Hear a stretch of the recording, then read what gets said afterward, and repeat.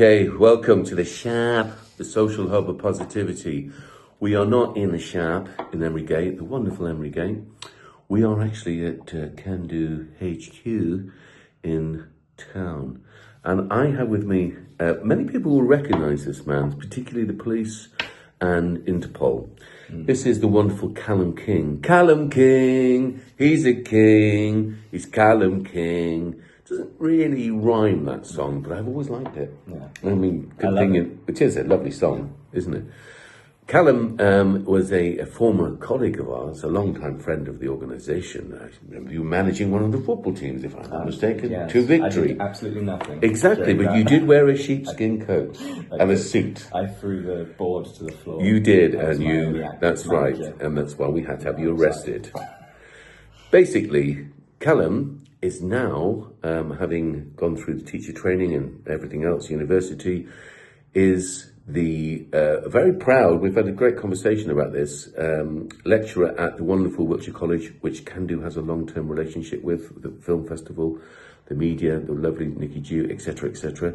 Callum, tell everybody what you're doing and how you're doing it.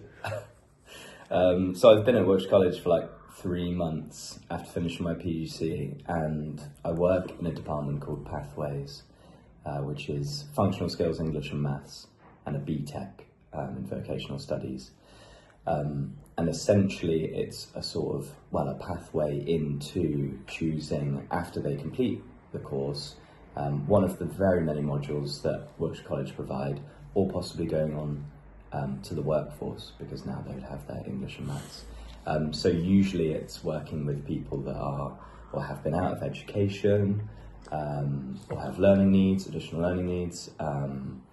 There are many cases of why people would start at Pathways, and it's more of like a holistic nurturing, but still academic sort of course. So it's creating a really nice environment for the learning to take place, but it's not just about the academics. Not that that's not important, because functional skills, let's face it, I should learn some, are really important, particularly if you want, as you say, to go in employment.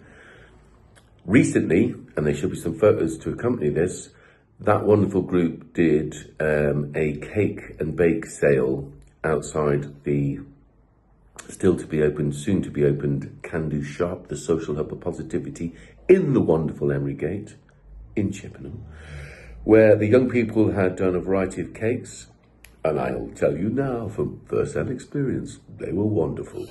And sausage rolls, they all made them at college, did they? Yeah, so on the Thursday before, obviously we've been arranging it for a little while with you guys, that on the Thursday we had a full-on catering day, because they do a lot of catering as part of the course, as there are many skills inherent in following recipes, working with other members, peers, colleagues, and then obviously seeing the finished result happen within an hour period is usually quite gratifying. So catering is a massive thing, but the point is that whole Thursday, each student had chosen a baked good or sausage roll. I suppose they're baked as well. A baked good that they print off the recipe. They've done a plan of, or why they wanted to do it. They've tried it, they've trialed it and practiced it the week before, and done a reflection on what could have gone better on their previous attempt. Sometimes it was just like, that was awesome, let's just make that again. So they kind of built this up this day, the Thursday, and they smashed out all the cooking within half of the day, really. They just got on with it and worked really hard in preparation for the Friday fundraiser. That was the way. So there was a couple of things that, because I obviously witnessed it firsthand, tasted it firsthand, first mouth, in fact.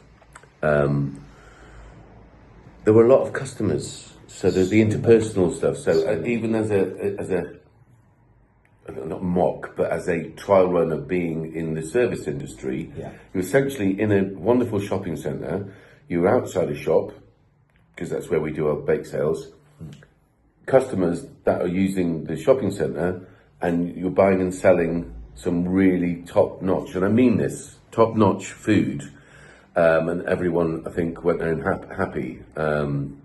Two went in an ambulance, but that was me. That